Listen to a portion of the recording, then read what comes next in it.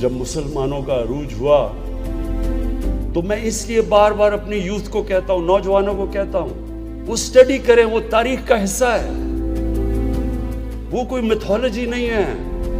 623 کو کیا تھا؟ ہجرت ہوئی۔ اس کے بعد کیا؟ 625 کو جنگ بدر ہوئی۔ 636 کو رومن ایمپائر بیزنٹائن یارمو کی جنگ کے اندر ہار جاتا ہے، جو 625 صرف 313 لڑنے والے تھے۔ 11 سال کے بعد رومن ایمپائر گر جاتا ہے، 12 سال کے بعد پرشین ایمپائر ان کے سامنے گر جاتا ہے۔ تاریخ کا حصہ ہے۔ کیا تھا وہ انقلاب؟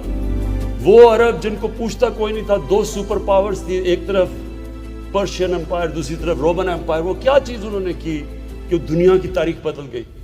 اور ایسا سارے سائنسدان مسلمان سب سے عظیم دنیا کی قوم بن گئی۔ اللہ قرآن میں کہتا ہے کہ نبی صلی اللہ علیہ وسلم کی زندگی